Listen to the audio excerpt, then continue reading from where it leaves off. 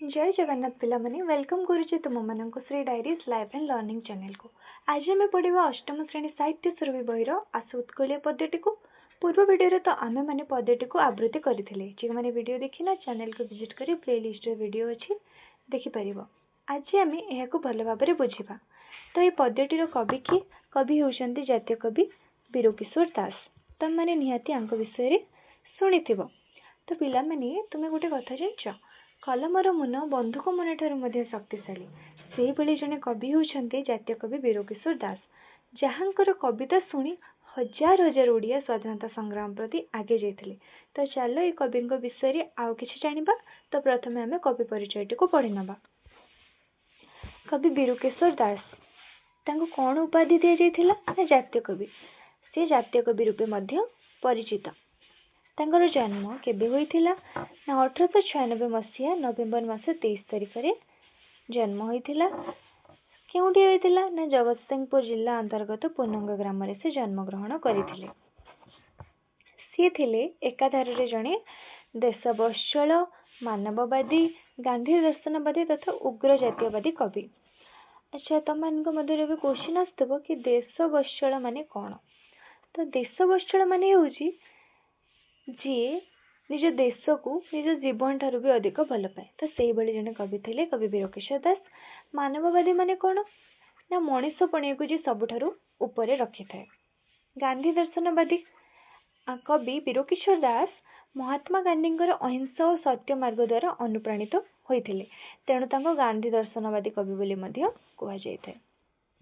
उग्र जातीयवादी कवि, उग्र जातीयवादी कवि कहले कोन आमे बुझू ना तांकर जो रचना गुड़ा थिला ता मुख्यतः स्वाधीनता संग्राम समय रे रचना करा जायथिला एवं तांकर समस्त कविता गुडी को से स्वाधीनता संग्राम उपरे थिला, जातीयता उपरे थिला, लोक मानकु सचेतन करबा उपरे थिला एवं देशात्मक बोधक उपरे थिला। तेणु तांको एकाधार रे जने देशवत्सल, मानववादी, गांधी दर्शनवादी तथा उग्रवादी तथा उग्र जातीयवादी बोली कवि कुहा जाउछे। तो ये सब डिटेल्स जो अच्छे से गुड़ा मन रखिबो कहीं जिते बड़े आम सरलार्थ लंग क्वेश्चन लिखि था से टाइम रे ये सब डिटेल्स दबाको पड़े। तो ये सब किछि किछि पॉइंट्स जमति केला ए तांकर जन्म केबे होइथिला, ताबरे से एकाधर रे किभली कवि थिले, माने ये सब डिटेल्स देले माने भले इंप्रेशन आसी थाए। तापरे तांकर कोन कोन रचना सब अच्छे देखिबा, से केउ केउ पुस्तक गुडी लिखिथिले देखिबा। तो तांकर अछि तो पुस्तक गुड़िक हेउछि मोहनबंशी, विद्रोहवाणी, फूलचंदन, वीरगीतिका, जहाँ को किसी स्वाधीनता संग्राम समय रे रचना करिथिले। तो आमर जो पद्यटी अछि आस उत्कलीय कविताटी कविंकर केउ पुस्तक रु आसी अछि ना वीरगीतिका कविता संकलन रु आसी अछि। वीरगीतिका कविता संकलन रु आसी अछि। एबे तुम मानक मन रे क्वेश्चन आसी जायतिबो कि कविता संकलन माने कोन? कविता संकलन कहले गोटे पुस्तक जो कि अनेक गुड़िए कविता थाए। तो से अनेक गुड़िए कविता मध्यरु आस उत्कलीय आमरे वीरगीतिका कविता संकलन रु आनीत आनीत माने आसी अछि। तो एबे चलो पद्यटी को बुझिबा। आस उत्कलीय जातीय कवि वीरकिशोर दास। एही पद्य रे कवि उत्कलीय माननकु संबोधन करिसंती। उत्कलीय माने कोन ना उत्कलवासी। आम राज्य ओडिशार पुरातन नाम हेउछि उत्कल। तो कवि एठारे कौन कहते? चलो पद्यटी को आरंभ करिबा। आस उत्कलीय शुण सर्वे मिली ए देश जातिर पूर्व कथा। उत्कलीय माननकु संबोधन करछन्ती, शुणिबा को कहउछन्ती कि समस्ते मिलिमिशि आस एवं गोटे कथा शुण। से कथाटी कौन ना ए देश जातिर पूर्व कथा। तो तुम मानक मध्य क्वेश्चन आसुथबो कि आम देश आम जाति तो पूर्व कथारे एमिति कौन अच्छे जे कविता को शुणिबा को कहउछन्ती। तो पिला माने तमे गोटे कथा जानिथिबो जे आम देश अनेक वर्ष धरि इंग्रज मानक द्वारा अधिकार होइथिला एवं अनेक वीर पुरुष अनेक कष्ट सही आम देश को स्वाधीनता प्राप्ति करिथिले। तो सेमाने अत्यंत साहसी थिले और महान काम मध्य करिथिले, नहले कोन आज आम स्वाधीनता उपभोग करि पारथांते। तो तेणु सेही पुराना इतिहास विषय जानिबा पई कवि हमको कहउछन्ती। स्मरणे जहार गौरवे तोहर आपे आपे नई पड़िबो मथा। तो जेतेबेले आमे से गौरवमय इतिहास को मने पकाइबा ସେତେବେଳେ ଆମ ମନରେ ଆପେ ଆପେ ଗର୍ବ ଭରିଯିବ ଏବଂ ଆମ ମସ୍ତକ ଆପେ ଆପେ ତଳକୁ ନଇଁଯିବ। ତେଣୁ ପିଲାମାନେ ଏଥିରୁ ଆମେ କ'ଣ ଶିଖିଲେ ନା ଆମେ ଆମ ଇତିହାସକୁ ଜାଣିବା, ତା ପାଇଁ ଗର୍ବ କରିବା, ତା ସମ୍ମାନ ପ୍ରଦର୍ଶନ କରିବା। ଠିକ୍ ଅଛି, ତ ଏବେ ଚାଲ ନେକ୍ସଟ ପାରା ପଢିବା। ତ ଏଠି ମଥା ମାନେ କ'ଣ ନା ମସ୍ତକ ବା ମୁଣ୍ଡ, ଯାହାକୁ ଯୋଉ ୱାର୍ଡ କଷ୍ଟ ଲାଗୁଛି ନିଜ ଖାତାରେ ଲେଖି ନେବ।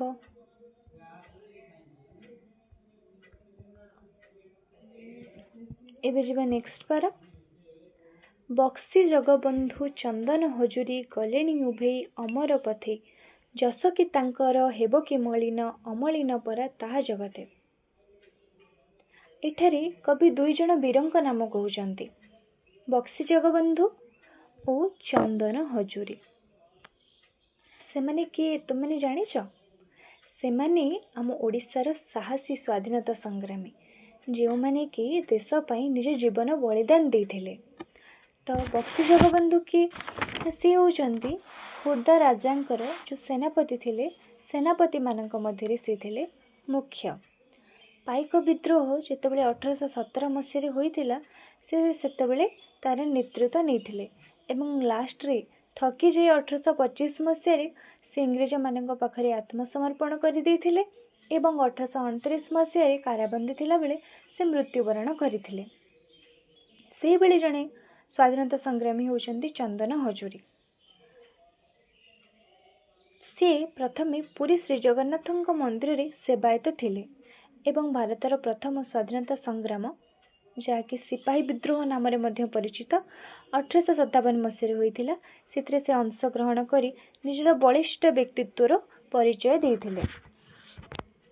ତ ଏଠାରେ ତ କବି ଦୁଇ ଜଣ ସ୍ୱାଧୀନତା ସଂଗ୍ରାମୀଙ୍କ ବିଷୟରେ କହିଛନ୍ତି ଏବଂ ପରେ ଅନ୍ୟ ସ୍ୱାଧୀନତା ସଂଗ୍ରାମୀ ମାନଙ୍କ ବିଷୟରେ ମଧ୍ୟ ଅଛି।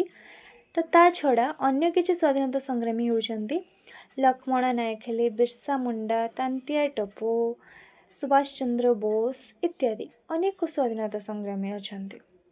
ଯଶ କି ତାଙ୍କର ହେବ କି ମଳିନ, ଅମଳିନ ପରା ତାହା ଜଗତେ। ମାନେ ଆମର ଏଇ ଯେଉଁ ସ୍ୱାଧୀନତା ସଂଗ୍ରାମୀ ଅଛନ୍ତି, ସେମାନେ ଅଦୃଶ୍ୟ ହୋଇଗଲେଣି, ମୃତ୍ୟୁବରଣ କରିଗଲେଣି, କିନ୍ତୁ ଉଭେଇ ଗଲେଣି। କ'ଣ ଲେଖା ହେଇଛି ନା ଉଭେଇ ଅମର ପଥେ। ସେମାନେ ଉଭେଇ ଗଲେଣି, ଅଦୃଶ୍ୟ ହୋଇଗଲେଣି, ମୃତ୍ୟୁବରଣ କରିଗଲେଣି, କିନ୍ତୁ ସେମାନେ ଏବେ ମଧ୍ୟ ଆମ ମନରେ ରହିଅଛନ୍ତି। କିଭଳି ଭାବରେ ନା ସେ ଏଭଳି କାମ କରିଛନ୍ତି ଯାହାକି ଚିରଦିନ ପର୍ଯ୍ୟନ୍ତ ସ୍ମରଣୀୟ। ସେମାନଙ୍କର ଯଶ ସଦା ପବିତ୍ର ଓ ଅମର ରହିବ। ତେଣୁ ପିଲାମାନେ ଏଥିରୁ ଆମେ କ'ଣ ଶିଖିଲେ ନା ସେମାନଙ୍କର ଯଶ ସଦା ସର୍ବଦା ପବିତ୍ର ଓ ଅମର ରହିବ ଏବଂ ଆମେମାନେ ମଧ୍ୟ ସେମାନଙ୍କୁ ସଦା ସ୍ମରଣ କରିବା ଓ ସେମାନଙ୍କ ପରି ଦେଶକୁ ଭଲ ପାଇବା। ପାଇକ ପୁଅର ଗାରିମାଜା ଥିଲା, ସ୍ୱାଧୀନତା ଜାଗି ଦେଲା ଆହୁତି, ସେ ଜାତି ଦାୟାଦ ଆମେ ତ ସରବେ, ବୋଳି ହେବା ଅଙ୍ଗେ ସେହି ବିଭୂତି। ଆଚ୍ଛା ପିଲାମାନେ, ପାଇକ ପୁଅ, ଆମ ଓଡ଼ିଶାର ପାଇକମାନେ ବହୁତ ସାହସୀ ଓ ଗର୍ବିତ ଥିଲେ। ସେମାନେ ଦେଶର ସ୍ୱାଧୀନତା ପାଇଁ ନିଜ ଜୀବନକୁ ଆହୁତି ଦେଇଥିଲେ। ତାହେଲେ ଏବେ ଭାବିପାରୁଥିବ ଆମ ଓଡ଼ିଶାର ପାଇକମାନେ କେତେ ବୀର ଥିଲେ ଆଉ ଦେଶପ୍ରେମୀ ଥିଲେ, ଠିକ୍ ତ? ସ୍ୱାଧୀନତା ଜାଗି ଦେଲେ ଆହୁତି ବୋଲି କବି ଆମକୁ କହୁଛନ୍ତି ଯେ ସେମାନେ ନିଜ ସବୁ କିଛି ଦେଶ ପାଇଁ ଦେଇ ଦେଇଥିଲେ। ତେଣୁ ଆମେ ଆଜି ସ୍ୱାଧୀନତାକୁ ଉପଭୋଗ କରୁଅଛୁ। ଏବେ କ'ଣ କହୁଛନ୍ତି କବି ନା ସେ ଜାତି ଦାୟାଦ ଆମେ ତ ସରବେ, ମାନେ ଆମେ ସମସ୍ତେ ସେଇ ବୀରମାନଙ୍କର ସନ୍ତାନ। ତାହେଲେ ତମାନେ ନିଜେ ଭାବ ଆମେ କେମିତି ହେବା ଉଚିତ? ନିଶ୍ଚୟ ସେମାନଙ୍କ ପରି ସାହସୀ ଓ ସତ୍ୟନିଷ୍ଠ। ସେ ଜାଗେ ବୋଳି ହେବା ଅଙ୍ଗେ ସେହି ବିଭୂତି। ତ ଆମେମାନଙ୍କ ମନରେ ମଧ୍ୟ ସେଇ ସାହସ ଓ ଦେଶପ୍ରେମ ଆସିବା ଉଚିତ। ତେଣୁ ପିଲାମାନେ ଆମେ ମଧ୍ୟ ଦେଶକୁ ଭଲ ପାଇବା ଓ ଭଲ ମଣିଷ ହେବା ଏବଂ ଆମ ଦେଶ ଓ ଜାତିର ନାଁ ରଖିବା। ବୁଝିହେଲା? ଏ ପାରାଗ୍ରାଫଟା ବୁଝିପାରିଲ? ଗରିମା ମାନେ ହେଉଛି ଗୌରବ। ତାପର ପାରାକୁ ଯିବା। ତୋଷାଳୀ ପ୍ରାନ୍ତରେ ଦିନେ ବହିଥିଲା ସମରୀ ବୀରର ରକତ ନଈ, ସ୍ୱାଧୀନତା ପାଇଁ ପ୍ରାଣ ଦେଲେ ଯେତେ ପଚାରିଲେ ମାଟି ଯିବ ତ କହି ବୋଲି କବି ଆମ ଓଡ଼ିଶାରେ ଆମର ଯେଉଁ ପୁରୁଣା ଇତିହାସ ଅଛି ସେ କଥା କହୁଛନ୍ତି। ତୋଷାଳୀ ମାନେ କ'ଣ ନା ତୋଷାଳୀ ହେଉଛି ଆମ ଓଡ଼ିଶାର ପୁରାତନ ନାମ। ତ ସେ ଯେଉଁ ଆମ ଧଉଳି ପାଦଦେଶରେ ଦିନେ କ'ଣ ହେଇଥିଲା ନା ବହୁତ ବଡ଼ ଗୋଟେ ଯୁଦ୍ଧଟେ ହୋଇଥିଲା। ସେ ଯୁଦ୍ଧର ନାଁ କ'ଣ ତୁମେ ଜାଣିଛ? ତାହା ହେଉଛି କଳିଙ୍ଗ ଯୁଦ୍ଧ, ଯାହାକି ଧଉଳି ପାଦଦେଶରେ ହୋଇଥିଲା, ଯେଉଁଠାରେ ରାଜା ଅଶୋକ କଳିଙ୍ଗ ଉପରେ ଆକ୍ରମଣ କରିଥିଲେ। ମାନେ ଯୁଦ୍ଧ ଏତେ ଭୟଙ୍କର ଥିଲା ଯେ ଦୟା ନଦୀର ପାଣି ପୁରା ରକ୍ତରେ ଲାଲ ହୋଇଯାଇଥିଲା, ଯେଉଁଥିରେ କି ଅନେକ ବୀର ତାଙ୍କର ଜୀବନ ବଳିଦାନ ଦେଇଥିଲେ। ଏବେ ତୁମେ ମାନେ ଭାବୁଥିବ କି ଏତେ ମାତ୍ରାରେ ଲୋକ ଆହତ ହୋଇଥିଲେ ଯେ ଦୟା ନଦୀ ପୁରା ନାଲି ରଙ୍ଗ ହୋଇଯାଇଥିଲା। ତ ସେଇ ଟାଇମ୍ରେ ଅଶୋକ ଯେତେବେଳେ ସେ ନଦୀକୁ ଦେଖିଲେ ସେ ଅତ୍ୟନ୍ତ ଦୁଃଖିତ ହୋଇଯାଇଥିଲେ ଏବଂ ତାପରେ ସେ ଯୁଦ୍ଧ ଛାଡ଼ିଦେଲେ ଓ ଶାନ୍ତିର ପଥ ଧରିଲେ। ଏବଂ ସେଇ ସ୍ଥାନରେ ହିଁ ମାନେ ଅଶୋକ ଚଣ୍ଡାଶୋକ ନାମରେ ମାନେ ଜଣାଯାଉଥିଲେ, କିନ୍ତୁ ତା ପରଠୁ ସେ ଧର୍ମାଶୋକ ରୂପେ ପରିଣତ ହୋଇଗଲେ। କହନ୍ତି ସ୍ୱାଧୀନତା ପାଇଁ ପ୍ରାଣ ଦେଲେ ଯେତେ ପଚାରିଲେ ମାଟି ଯିବ ତ କହି। ମାନେ ଏମିତି ବହୁତ ବୀର ଅଛନ୍ତି ଯିଏକି ଆମ ଦେଶ ପାଇଁ ନିଜ ଜୀବନ ଦେଇଥିଲେ। କବି କହୁଛନ୍ତି ଏମିତି ବଳିଦାନ କ'ଣ କେବେ ଭୁଲି ହେବ? ବିଲକୁଲ ବି ନୁହେଁ।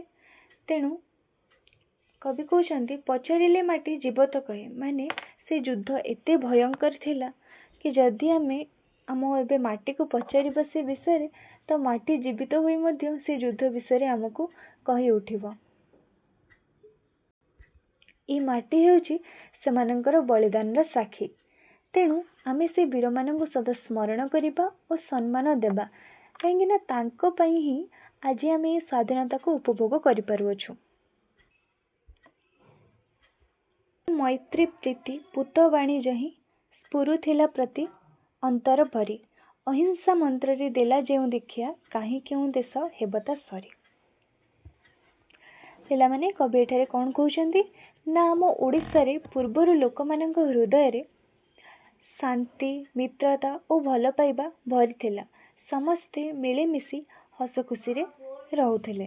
ଅହିଂସା ମନ୍ତ୍ରରେ ଦେଲା ଯେଉଁ ଦୀକ୍ଷା, କାହିଁ କେଉଁ ଦେଶ ହେବ ତା ସରି। ମାନେ ଏଠାରେ ଲୋକମାନେ ଅହିଂସା ଅର୍ଥାତ୍ ହିଂସା ନ କରିବା ଓ ଶାନ୍ତିର ପଥରେ ଚାଲିବା ଶିଖିଥିଲେ। ତୁମେ ମଧ୍ୟ ଜାଣିଥିବ ଯେଉଁ ମୁଁ ଅଶୋକଙ୍କ କଥା କହିଲି, ସେ କିଭଳି ଭାବରେ ଆମ କଳିଙ୍ଗକୁ ଆସି ଚଣ୍ଡାଶୋକରୁ ଧର୍ମାଶୋକରେ ପରିଣତ ହୋଇଥିଲେ। ତ ଆମ ଓଡ଼ିଶାର ମାଟି ସେଇଭଳି ଯାହାକି ଲୋକମାନଙ୍କୁ ଅହିଂସା ପଥରେ ଚାଲିବାକୁ ଶିଖାଇଅଛି। ଏବଂ ଆମ ଦେଶର ଗାନ୍ଧୀଜୀ ଯେଭଳି ଭାବରେ ଅହିଂସାର ମାର୍ଗ ପ୍ରଚାର କରିଥିଲେ ତାହା ଆଉ କୌଣସି ଦେଶରେ ତୁମକୁ ମିଳିବେ ନାହିଁ। ତେଣୁ କବି ଏଠାରେ ପ୍ରଶ୍ନ କରିଛନ୍ତି କାହିଁ କେଉଁ ଦେଶ ହେବ ତା ସରି। ମାନେ ସରି ମାନେ କ'ଣ ନା ସମାନ, ଆଉ କେଉଁ ଦେଶ ବି ଏହା ସମାନ ଏହା ଯୋଗ୍ୟ ହୋଇପାରିବ ନାହିଁ।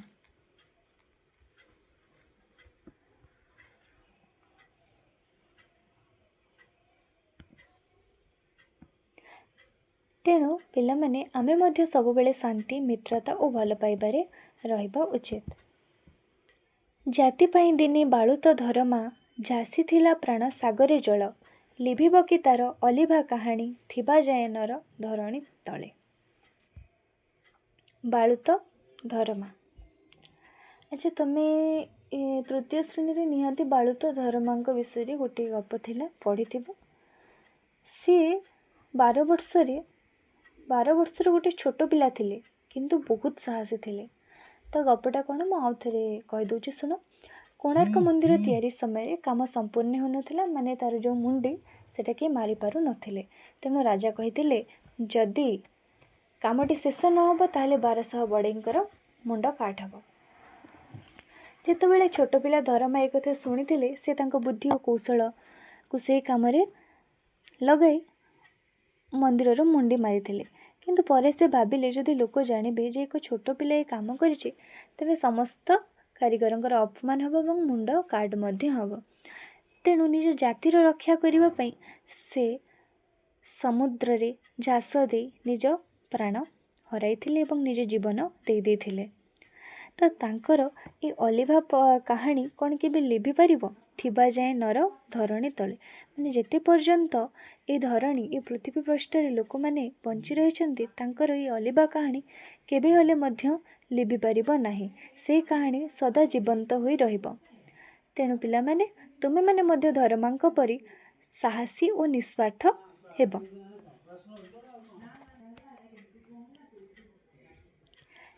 त्याग आदरस जातिर महत्व देश पाई देला निजकु बळी। दरिद्र जनर बंधु गोपबंधु से पुओ महिमा हेब कि कली। आम जातिर महत्व त्याग और आदर्श उपरे निर्भर करे। जो माने देश पाई निजकु बलिदान करती से माने सतरे महान। एबे गोपबंधु कथा तुम मैंने तो जानी सी होती आम राज्यर मौड़मणि उत्कलमणि गोपबंधु दास। से दरिद्र लोक मानकर बंधु थिले। अच्छा तुम्हें मैंने गोटे गप जानच कि नहीं तांका विषय दिनकर कथा माने ये सत्य घटना। माने बहुत बड़ बन्या होता तो गोपबंधु लोक मानू साहाय्य करने बन्या प्रभावित अंचल को जाती माने सबुदिन जाती। किंतु दिने कौन है तांकर पुअर देह अत्यंत खराब हो जाए। घरे पुअर देह खराब थिबा सत्वे सी वर्षा होता एवं बाहरी बन्या प्रभावित अंचल को पलाइले लोक मानकर साहाय्य करने। जितेबाला घर को फेरिले तांको पुओ मृत्युवरण कर सारी से समय पत्नी प्रश्न कले तमे तुम पुअर जीवन को न बंचाई अन्य लोक मानकर जीवन को बंचाइबा को पड़ेल। सेतबेले तांकर उत्तर थिला जे ए सिना मोर गोटे पुत्र बाहर मोर अनेक पुत्र रही अछंती। तो एथिरु तमे गोपबंधु दासंकर निस्वार्थ और दयालु से केते थिले से विषय तमे जानी पारुथबो। तेणु पिला माने आमे मध्य गोपबंधुक परि दयालु और सहायक हेबा। बाजी राउतर ना लुचि नहीं मुकति पथर सैनिक से तरपण कर सेना मौचारी स्वाधीन संग्राम पुराण भे। बाजी राउत सी मध्य होउचंती गोटे छोट पिला बहुत कम बयसर स्वाधीनता संग्रामी। दिनकर कथा कौन है शुण। इंग्रेज माने आसी बाजी राउत को डाकिले एवं तांको ब्राह्मणी नदी से से नौका चलाउथिले तांको नदी पार करदेवाई कहले। किंतु बाजी राउत को मनरे एते देशप्रेम भरी होई रही जे से मना करदेले कि मु साहाय्य करि परिबि नाही। तेणु इंग्रेज माने रागी जाई तांको गोली मारी देथिले एवं सेठारे ही से मृत्युवरण करथिले। मुकत पथर सैनिक से माने से स्वाधीनता पथर एक साहसी सेना थिले। तरपण कर सेना मो उच्चारी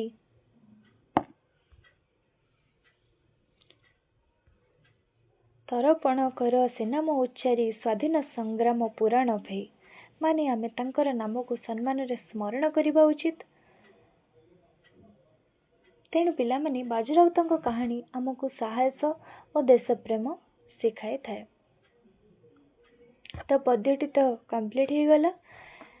तो पिला माने आमे एथिरो कौन शिखिले कहलो देखी। तमे माने तो कविताटी को भल भाबरे बुझिथिबो। तो एथिरो आमे शिखिले जे बाजी राउत धर्मा गोपबंधु पाइक पुओ माने निज जीवन को देश पाई बलिदान देथिले। सेमानकर साहस त्याग दया और देशभक्ति आमको शिखाए आमे मध्य भल मनीष सहायक और स्वाधीनता प्रेमी हेबा उचित। तेणु पिला माने सेमानकर कहानी सदा सर्वदा स्मरण करिबा उचित। माने सेमाने से सब स्वाधीनता संग्रामी आम गहन रे नाहंती किंतु तांकर से अविस्मरणीय होई रही जाइछे। आज आम जीवन रे आमे मध्य से आदर्श को अनुसरण करिबा। तेणु तुम मैंने मध्य स्वाधीनता और देशभक्तिर पथरे आगको बढ़। और वीडियोटी तुम मन को किभली लगिला कमेंट माध्यम रे जणाओ। वीडियो भल लगिले लाइक कर सांग मान सहित शेयर कर। मो चैनल सहित जोड़ी रहिबा पे चैनल को सब्सक्राइब कर। रहिली जय जगन्नाथ।